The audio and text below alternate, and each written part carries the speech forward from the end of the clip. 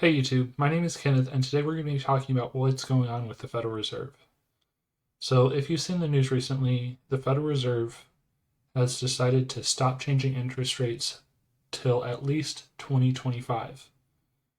Now, you may have also heard some headlines like this is the end of the Federal Reserve or the collapse of the Federal Reserve. I want to tell you that this is not the case. This controlling the interest rate of loans is just one tool that they have to use. So today we're going to be talking about some of the other tools that they have, just so that way you know that they're not going anywhere anytime soon. So the first tool that they have, other than controlling the interest rates at which banks can borrow money, that's what that is going to be the amount that a bank has to have in reserves to lend out money. So right now, a bank only has to have and keep 10% of your, roughly 10% of your money. Now that varies. Some banks are lower, some banks are higher, depending on the size of your bank. But it's somewhere in between 0 and 20%, about 10 is average. Now, at the beginning of the pandemic, these rates did go lower. That way, there wasn't a run on the bank. Oh, well, hey, I can't get a loan because the bank doesn't have money. So that's what that's there for. Now, they have slowly raised it a little bit, but you don't see that on the news. So the second thing that they can do is buy government bonds. Now, you're probably like, well, why does this matter? So early in the year, they actually used this tool and they made big news about it because they've never done it to that scale before. So they bought enough bonds that the interest rate for the bonds would be at 2%.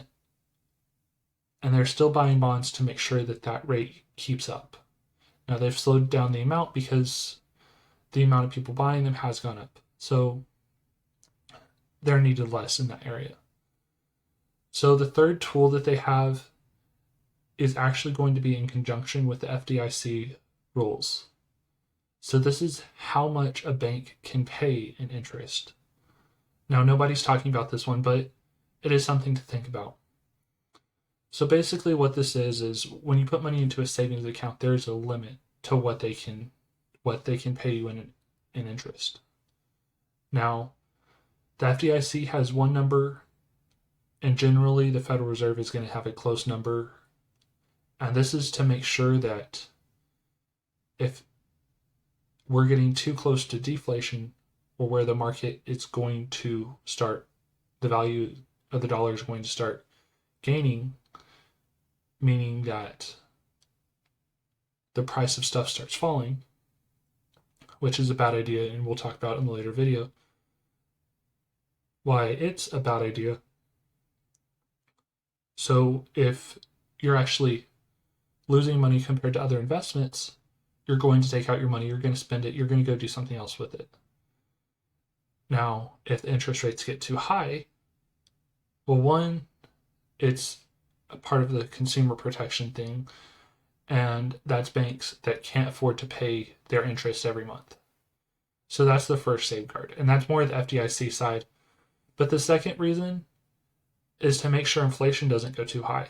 Because if everybody can get an amazing interest rate and the stock market's dead and it stabilizes the economy. Now, they have used these tools and they have continued to use them. The amount that they charge banks to borrow money or the interest rate that they charge, that's the only thing that they've stopped using. They're still using other methods. So this is just one thing to consider when you're hearing all the bad news about, oh, well, the Federal Reserve is going to die. It's not. It's just using one less tool than it normally would. It doesn't need a bulldozer anymore. It needs a crane. It needs other things. So I hope y'all enjoyed this content. If y'all found it valuable or you like the content, please if you don't mind, share, subscribe, And check back for regular content. I may not post it on whatever media you found me on. So just check back and make sure that you're up to date on the most current news. Thanks for watching. Have a good night.